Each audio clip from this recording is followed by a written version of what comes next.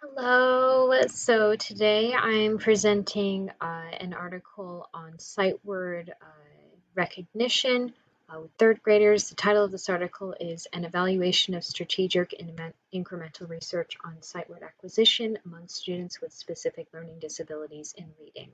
And this was written by Laura Phipps, Eric Lee Robinson, and Stacy Reeb.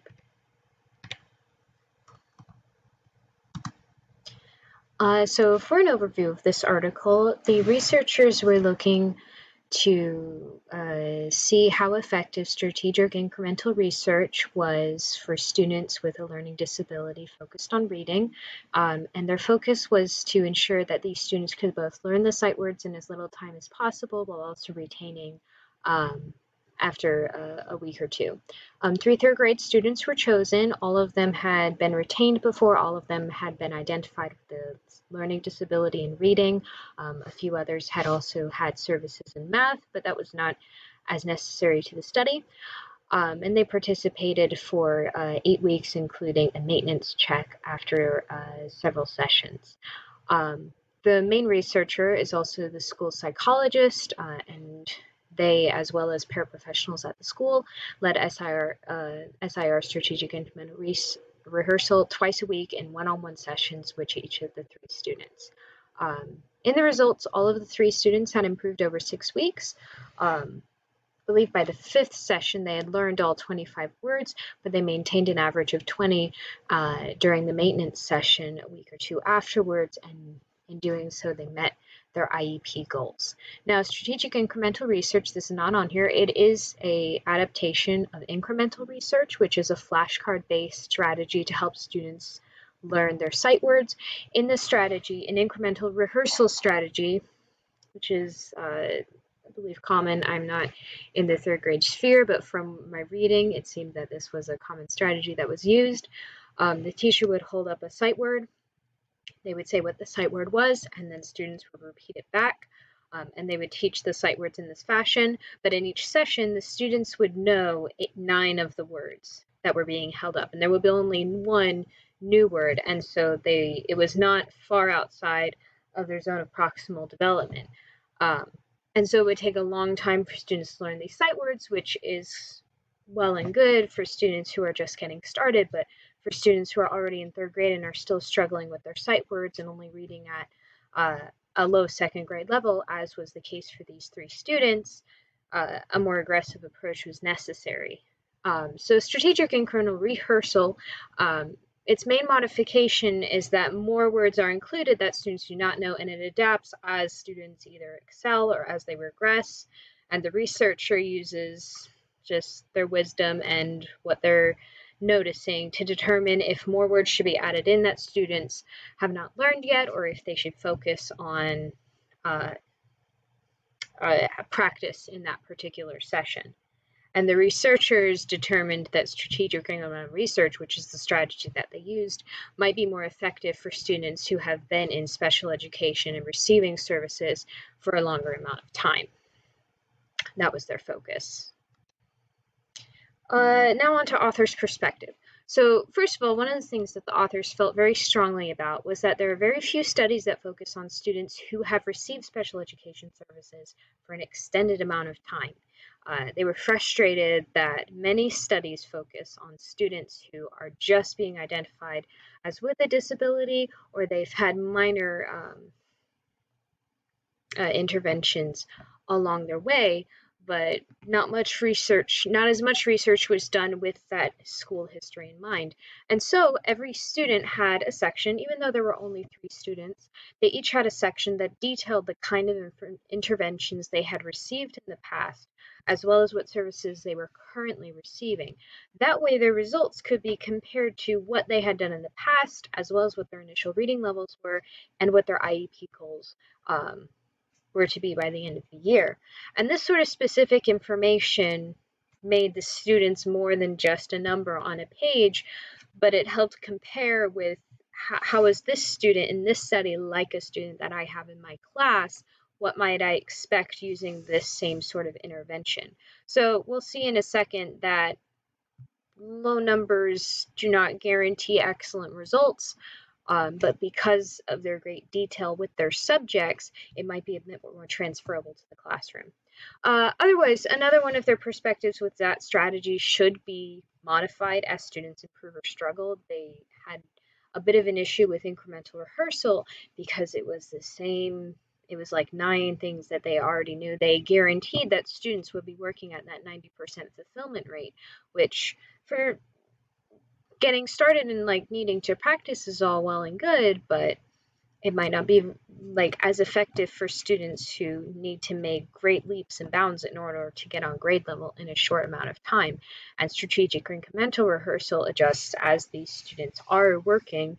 And so if they are doing well, then they can move up and move on in their work. They don't have to wait until another session to continue on. Which is something that I've noticed in a bit of other curriculum, which I suppose we can move on to personal opinion, even though this isn't quite written down, is curriculums that follow the guided reading format, particularly ones written by corporations that have a set number of books that teachers walk through and lessons that are laid out.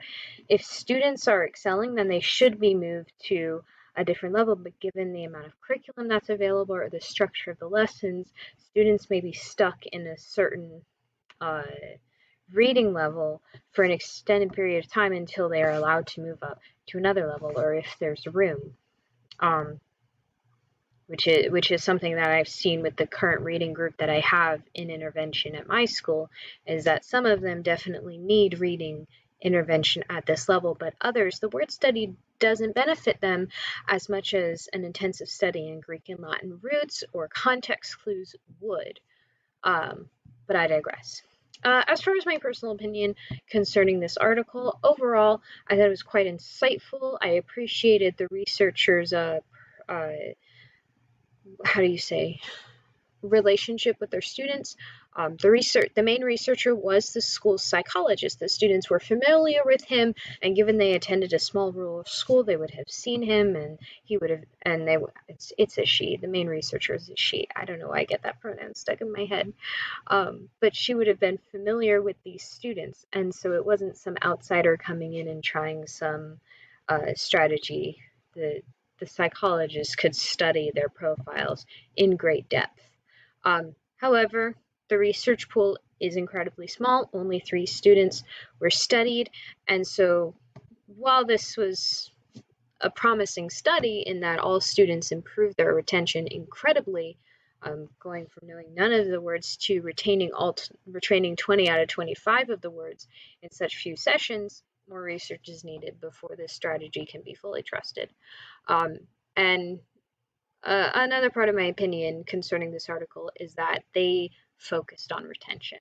They based their discussion upon how students had retained 20 of those words. They didn't use the drastic improvement as evidence that their strategy was working. They used what the students had retained after a week or two as the focus for their argument that this was a strategy that should be pursued further.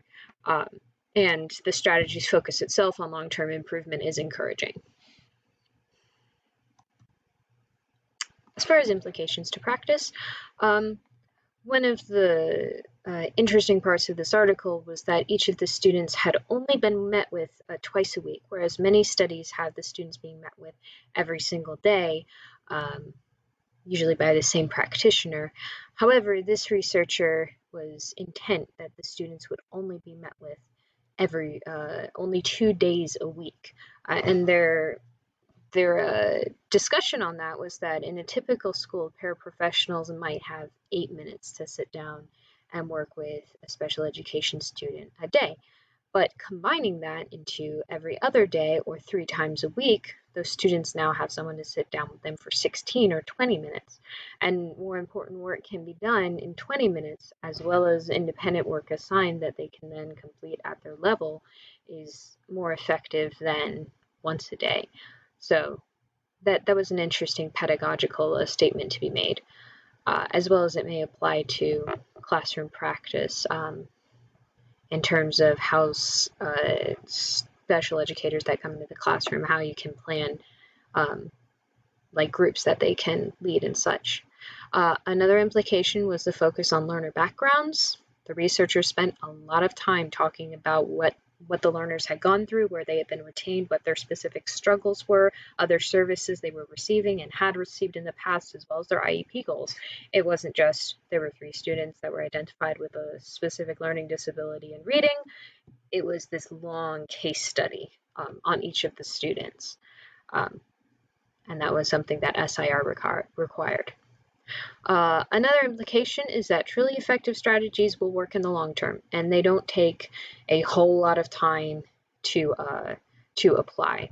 One of my favorite curriculums is a reading workshop because it allows students time to read independently at their level with a natural differentiation built in, as opposed to curriculums that are being pushed now with a focus on the anthology and with a focus on whole class reading experiences. But there's strategies like SIR as well as with Reading Workshop that don't take a whole lot of time. A lot can be taught in a little amount of time with the right strategy and with the right amount of planning. The 3 students learned all 25 words and retained 20 or more in just 8-minute sessions just twice a week, and they retained 20 plus. That's an incredible improvement for such a short amount of time and only meeting 2 days a week. And so that kind of learning potential and time management can certainly be something we all learn from. This is the only reference I have for today. I did not require a lot of outside research for this journal article, but thank you for listening. I hope you have a lovely evening. Goodbye.